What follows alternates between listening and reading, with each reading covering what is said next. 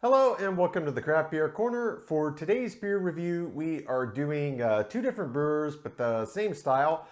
We've got another IPA review coming for you today. Today we've got two brewers that very common in the craft scene. Everybody knows them, and we have done quite a few beers of theirs in prior review videos. So today we're going to be starting with Rogue Ales, based out of Newport, Oregon. This is called Batsquatch. Batsquatch. And it's a hazy IPA. This one clocks in at 6.7% ABV. It's got really interesting label art, but I'll close up and get a good view of that when we get to the beer. Moving on to number two, we've got Sierra Nevada. This is their Hop Bullet. This is a double IPA clocking in at 8% ABV, and Sierra Nevada is based in Chico, California. Though again, their beers could be brewed either in their Chico location or in their Mills River location in North Carolina. Nonetheless, we've got two different IPAs, one a hazy, one a double, but they're not that far off in terms of ABV from two big names in the craft brew movement here. So we're going to jump in and see exactly what these differing IPAs have to offer. So we're going to go ahead and get started with the Rogue Ales. This is Batsquatch, the hazy IPA at 6.7% ABV.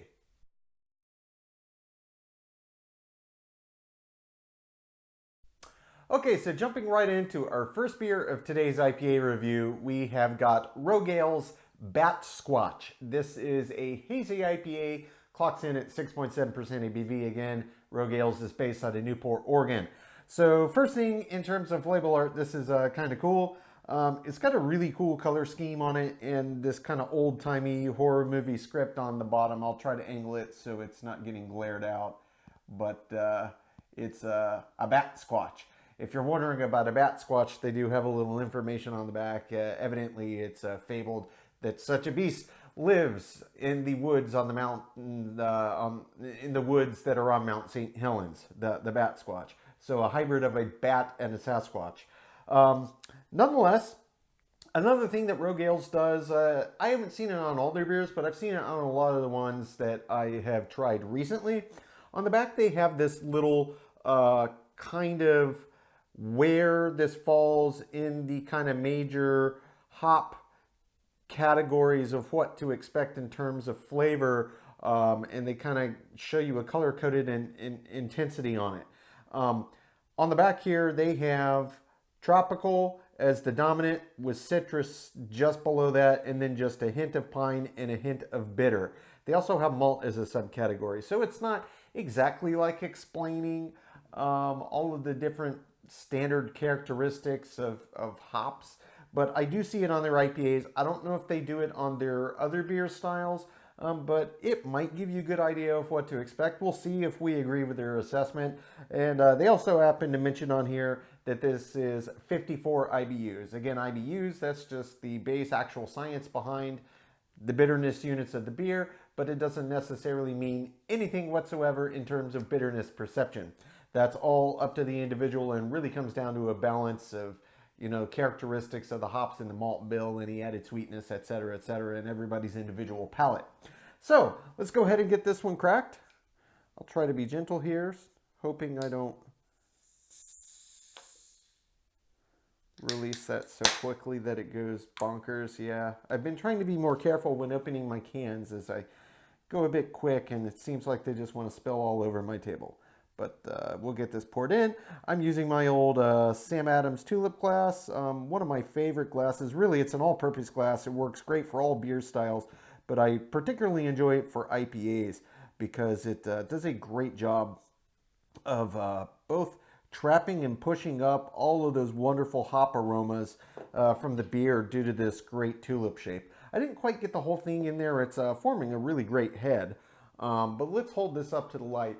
Yeah, visually, this is a classic hazy IPA. It really looks perfect for the style.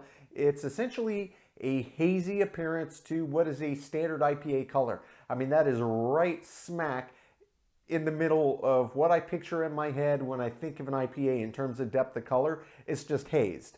So it looks very nice for the style. No question about it. Formed a beautifully lush, creamy head here. It's already settling down just a bit. I'm going to see if I can sneak this last bit in here without it going too overboard. That actually might help. Pouring these last drops help collapse some of the insanity on that head. Not that I'm complaining, it formed beautifully. Yep, looks great. Let's give this a sniff. See if I can even detect the aroma through this lush, dense head. Yes, I can actually. It is quite pronounced. It is quite pronounced. Even though this foamy head is so rich and thick, this smells pungently of hops. I'm smelling a mix of tropical, citrus, floral, and some nice earthy hops in there as well. So I'm kind of getting a mix of everything. Just the slightest hint of pine on the back, but that's kind of below every other kind of classic hop aroma that's coming through at me. It's mostly citrus and tropical fruit. It smells quite fruity. Just a hint of floral, hint of earthy, and the slightest suggestion of pine below it. So it smells kind of aroma-wise, it's matching what they have on the back of their chart. Although I do expect that this is supposed to be much more in lines with what to expect flavor-wise. But we're going to jump in and find out if we agree. So head is mostly settled. It's going to break down here as I take my first sip. So let's jump in.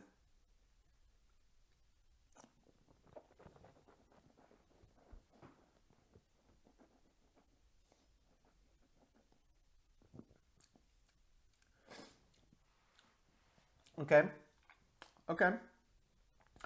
Overall, first impressions, I would say I absolutely agree with how they categorized kind of what to expect here on the back. It is very much tropical fruit flavor dominant, with citrus being just barely below that and a slight twinge of pine. They didn't say anything in terms of malt, and they also said just a little hint of bitter. I would agree with that assessment. This is not a bitter IPA by any stretch of the imagination. The flavors aren't super intense. They're there, but they're not as pungent as your average IPA or indeed even your average hazy. This one's a bit more subdued. And this is a great example of IBUs and bitterness perception. It says 54 on the back here.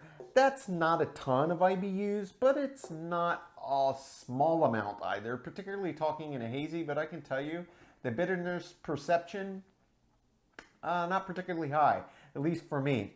There's a lot more fruit presence to this beer, and fruit and juice and kind of sweetness that comes through than bitterness that comes through. Just the nature of the beast. I'm going to jump in for another sip, explore body and mouthfeel, and really start to pick apart these flavors.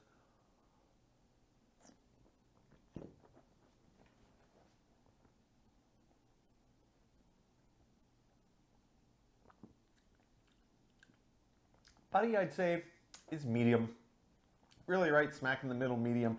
For a 6.7% ABV, honestly, the body feels quite a bit lighter than I anticipated, especially for a hazy too. They tend to be a bit heavier than their standard IPA counterparts. Mouthfeel, not as creamy as I anticipated. There's a little bit of viscosity, but again, it's not as thick as I would have expected for the ABV and certainly for the style. It's nice, but it's not quite what I expected for the ABV in this style. I'll leave it at that. The flavors, they don't linger around a super long time. I'm going to have to jump back in to see exactly how they form here. I can tell you the very first thing tastes like exotic tropical fruit. I'm not sure I could even pinpoint what it is I'm tasting. Something paired with papaya, but I can't pinpoint what the other fruit that are mixing with it tastes like to me. It's something peculiar. It's clearly tropical, but it's a fruit that I can't think of.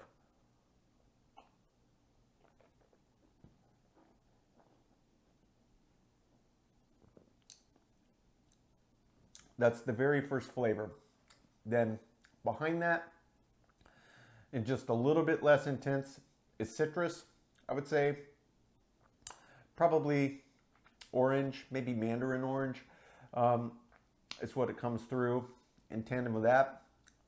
Slight bit of a floral hop flavor, slight bit of pine, and then we're talking subtle there, just a little bit of resinous and the earthy undertones as well. There's really no sense of lingering hop bitterness. I mean, it's there. What's there? It's very, very low, at least on my perception. This is an IPA that's much more about accentuating these fruit and kind of tropical qualities. So it has much more of a sweet sense, which is pretty typical for a hazy, especially to be kind of subdued in terms of IBUs. It's a good beer. It's just more dialed down. If you're not a fan of very hoppy IPAs and you like the New England and the hazy style that aren't super bitter forward, that have kind of these juicier qualities, this is probably one that you would very much enjoy. I don't think this is as big and in your face as the average hazy that I've had, but it's certainly much more in a line there than it is a standard IPA. It's an enjoyable beer. I'm going to take my time. I'm going to sip on this, count my scores, and when we come back, we're going to kick it up a notch and go to the Sierra Nevada Hop Bullet, which is a double IPA, and that one clocks in at 8% ABV.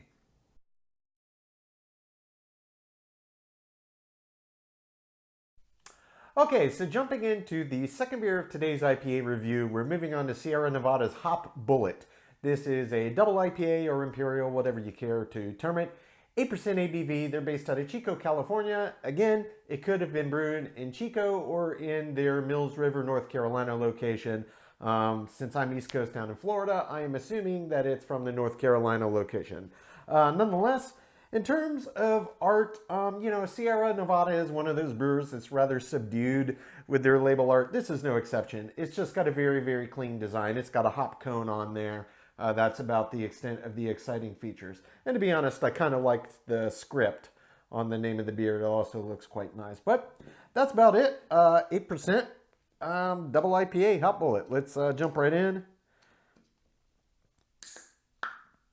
All right.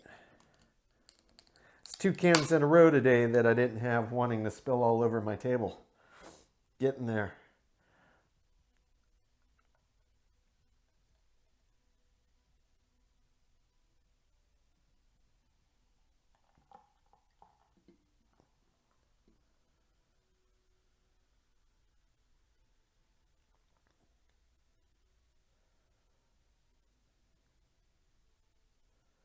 Right, I am definitely not quite going to get that full beer in there, but that's okay. Letting it pour, I was being very gentle and very careful, but this one also wanted to form a nice foamy head. Beautiful color, I'll be honest, for a double. This is among the lightest appearance-wise that I've ever seen. It's very much almost a straw pale yellow color. I would say this is even lighter than the average IPA off a draft. It's very lovely though. It's a crystal clear beer in stark contrast to the hazy prior. There's a lot of carbonation. It's very, very fine effervescence predominantly that I see. Very, very fine. Just a couple little medium-sized bubbles in there. Though if I'm looking at the head structure, kind of as I'm looking at the layers through the side of the glass, there's a ton of very large bubbles that came up when it first started to form. So I do expect this is going to continue to collapse a little bit naturally here. They're definitely popping. So let me go ahead and just top this off. Get the rest of that in there. Okay. That looks good. I'm going to jump in and see if I can smell it through this thick head. Yes, I can. Okay. It's got a mix of different hop aromas on it. It's got a very dominant pine and resiny aroma, just a slight bit of citrus, and a little bit of an earthy back to it. That's kind of the 3 main kind of hop aromas that are coming through to me. I'm going to just try to agitate this head down just a little bit more to break it away. And I'm going to give a slight little side to side rocking on this beer to see if I can agitate some of these aromas up a little bit better than that. I'm going to even try to make a little pocket on one side of this head. See if that'll help some of these aromas come out with a little bit more clarity. Oh yeah. It's a very piney, very resiny. Little earthy back. Some citrus. Smells grapefruity, like a ruby red grapefruit. Very rindy, citrus rind. That's the 3 dominant. There's like a slight hint to some stone fruit as well, but it is dominant pine resin, earthy, and citrus. That's really what I'm getting on the nose. So head settle down. That looks great. Let's jump in and give it a sip.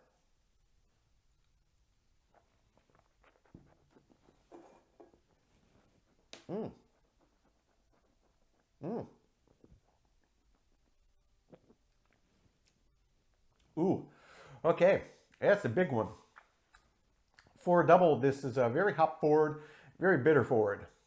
Hands down, the dominant pine and resin aroma that you get in the top of the aroma that comes through to you when you're first sniffing it, that is the dominant flavor as well. And I would say behind that, it's earthy, and then behind that is citrus. So even though the citrus comes through a little more dominant on the nose behind the pine, and the earthy's behind that, it's flip-flopped on the back too. So it's still pine resin, very West Coast style, piney, resiny hop characteristics, followed by citrus, followed by earthy, and then citrus. So the earthy and the citrus flip-flop between the aroma and the flavor that actually comes through in the beer. I don't even have to jump back in to tell you the body. The body does feel pretty heavy. It's probably medium heavy, which for an 8% ABV on an IPA, that's about right. That's about right. Mm.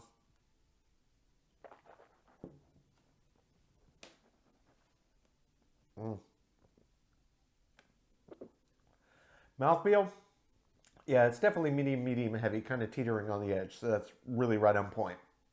Mouthfeel, it's got a thick quality to it. I wouldn't say it's viscous, but it feels like it has thickness. I don't want to say chewy, but that's the best descriptor. It's not molasses-like, but it's got a natural thickness to it. When you start to roll it around the palate to let the flavors, hit all the areas, it does really start to cream up. So overall, very nice mouthfeel that goes in tandem with the body that's perfect for the ABV for my money. The hop forward character is really readily apparent, not only in the aroma, but also in the taste. As soon as you get it in your mouth, there's no question. This is a classic Sierra Nevada West Coast style IPA. It's big, it's bold, it's hop forward, it's hop dominant. This is much more intense than the Batsquatch that we just reviewed. Completely different IPA animals. This has a lot more alpha acids extracted into it, certainly, and it makes for a lot more hop present and bitter forward IPA. So this would be one that I would recommend to real hop head, somebody that's really into the bitters, that likes the strong pungent hop flavors and the bitters to get extracted. This is one you would probably enjoy. And for a double, honestly, I think it's fantastic. I talk about this a lot with IPAs. Oftentimes when you start boosting the ABV up, those added fermentables into the base beer can start to take on this very caramelly edge, and that just drowns out the alphas, the perceived bitters that come through in an IPA. But this is very well done. The balance between the malt bill and the hops, excellent. This is a hop lover's IPA for sure. I'm going to jump back in one more sip for final thoughts.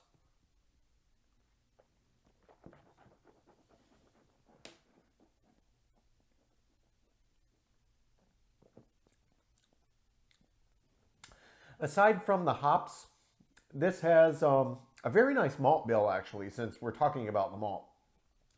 And the malt bill is almost kind of one of those bready, kind of biscuity, crusty type malt bills. It's definitely subservient to the hops in terms of presence, but it's there, and it's very nice, and it makes it very clean, very crisp. I don't want to say it's a dry finish, but it's a crisp finish. It's very nice. It's enjoyable, and that really kind of takes some of the weight off of what is otherwise a pretty big, heavy IPA. At 8% as a double, they can tend to bog you down. This one's kind of on the, even though it's very hop forward and bitter forward, it's the way that it comes together as a whole package. It's very refreshing indeed. I'm going to take my time sipping on this one. I'll count my scores, and when we come back, we will get both beers ranked from top to bottom.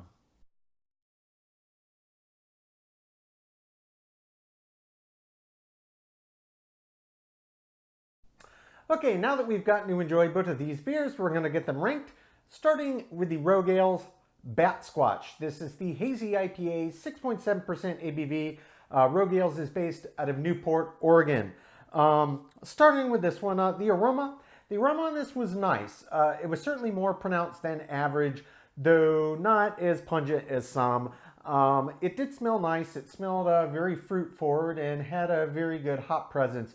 It just wasn't the most intense aroma in the world, but still above average. It gets a 7. Taste-wise, the taste was nice. It was a nice tasting beer. It was enjoyable, but for me, it was quite muted. And even in terms of hazies, which typically we're talking IPAs aren't going to be as pungent, they still do normally have a good bit of hop flavor and aroma that comes through. This one did seem muted, especially for a 6.7% ABV. I don't know if they didn't dry hop with as many hops or extract as many alphas into the actual boil, but it definitely felt, I don't want to say watered down, but that's the best way I could describe it. It was nice, it tasted fine, but it certainly didn't blow me away with flavor complexity or intensity. I gave it wholly average, I gave it a 5. For the body, kind of the same story. 6.7% ABV on an IPA, be it hazy or standard, whatever subgenre. That's a good ABV on an IPA, and I do expect to have some classic IPA character traits, and they do have bigger bodies than your average beer. There's more fermentables in there. This one was underwhelming. It was just average again. It gets another 5. In terms of mouthfeel, yet again, here we go. This is another category. I was confused by what I was experiencing with this beer. It didn't have a classic IPA mouthfeel, really, and it didn't have much viscosity at all. It was only slightly thicker than water. I mean, and that was really stretching. Started rolling around the palate. It really didn't cream up, which is classic. It was kind of missing all the hallmarks. It wasn't bad. It wasn't great. Again, just middle of the road. It gets an average 5 for me. For the finish, same story here. I enjoyed the beer, but overall it was underwhelming compared to what I was expecting to get, especially based on large, clear hop presence and aroma in the flavor. It was just so muted. The finish did not last long at all. There were no lingering bitters. Really, I mean, each sip was pretty truncated comparative to a standard IPA or even a standard hazy. I think maybe this is one that people that are just getting into IPAs aren't that big or crazy. They're just starting to explore various hop flavors, aromas, and bitters. This might be a good choice for you, but if you're expecting a nice hoppy hazy, this is not it. Everything about it really, for the most part, was very dialed back and quite weak and tame compared to your average IPA offering. Finish, it gets a 5 again for me, just average. Head and retention, though, did a great head. I mean, you couldn't ask for better. It really bloomed up nicely, had good staying power, looked the part. It easily could have been poured off of a tap. It gets a perfect 10 out of 10 there. For the appearance, same thing. This was an absolutely stunningly beautiful example of a hazy IPA appearance. The color was the textbook I picture for any IPA, and the haze, it again looked like the classic hazy glass of juice, and it was very bright. It had a nice bright concentration to it. Didn't look murky or muddy. It was lovely. Gets a perfect 10 out of 10. For the balance. The balance on this beer is one of the elements I think affected multiple other categories. To say that it was well-balanced would be a stretch. To say it wasn't well-balanced is also a stretch. It kind of fell in the middle here again. It clearly had a nice balance in and of itself between the hop bill and the malt bill. The problem was that both of them were so underwhelming that they both just kind of got lost in the mix. It was just kind of IPA-like beer, and I'm not suggesting it's not an IPA, obviously it is. It's just very, very dialed down compared to the standards, and certainly compared to 99% of any other. Just pick one at random, and chances are it's going to be a lot closer to what to expect for this style than this was. This was just dialed down. I'm not saying it was bad, it was enjoyable, just wasn't what I anticipated for a 6.7 that seemed to have that much hop presence. It gets a 5 for me. Fingerling in the intangible, another category, it's another 5. I liked the beer just fine. I didn't think it was bad. I didn't think it was great. I thought it was just average. It gets a 5. Finally, as an example of the style, This is another 5 category for me. There were too many categories here where it was just average. I'm not saying it was bad, but it certainly wasn't great. It was just an average offering for the style, and I ranked it objectively accordingly. So it gets a 5. That brings the total score on Rogale's Batsquatch to a 62 out of 100. So this is on the high end of average, but you know, if you're looking for a big, intense, bold, hazy, or IPA for that matter, look for other beers. This one might be a bit underwhelming for your taste. Moving on to beer number 2. Sierra Nevada's Hop Bullet. This is the double IPA of the bunch, 8% ABV, based out of Chico, California. The aroma on this was nice. It pretty much fell in line with the Rogue. It had a nice hop forward aroma, you could get it, but it wasn't super pungent. You knew it was going to be a hoppy beer, all about the hops, but just wasn't super aggressive in how pronounced it was. It's above average, it gets a 7. Taste on this one. Very enjoyable, certainly hop forward. I would say much more hop dominant and bitter dominant than your average double IPA, but it still wasn't quite as intense as I anticipated, especially for a big 8% ABV, and it didn't really taste caramelly. I thought the hops might come through a little more dominant, and with a name like Hop Bullet, not that you can judge a beer by the name, but I'm just saying I would have liked a little more hop presence, a little more bitters. It was still certainly above average. It gets an 8.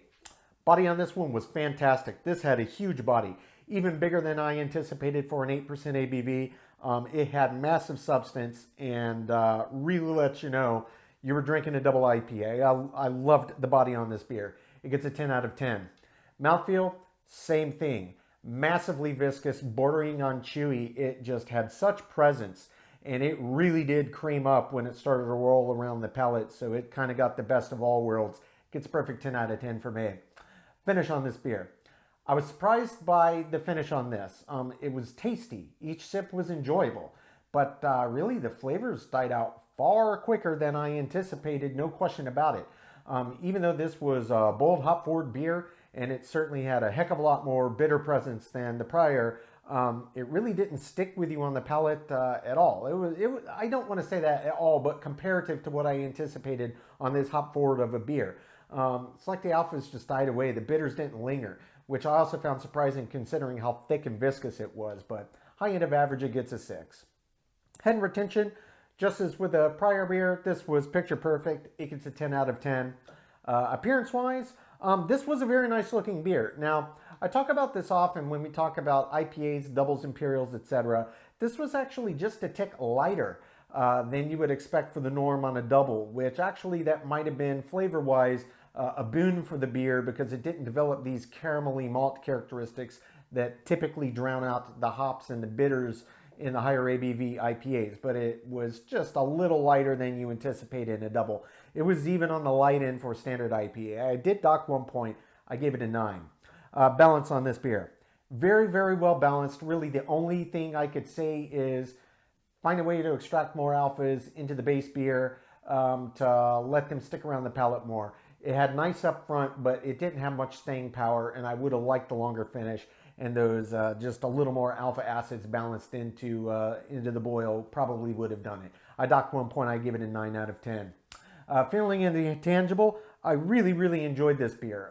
Certainly on the heels of that one, it was far more hop dominant, far more hop forward. This was a beer that was brewed for lovers of hops, no question about it. Really for me, I just would have liked more bitters. Even though it's a double, and this is a good example, it is absolutely possible to get more bitters into your higher ABV IPA offerings. Just use higher alpha acid contents and get them in higher concentrations in the boil. That's how to extract them. I brew them at my house that way. I docked 1 point. I gave it a 9 out of 10. Finally, as an example of the style, I don't normally go for doubles, but I thought that this was a very well done one. You know, I'm hard to please, and objectively, there's a lot of competition out there in the marketplace.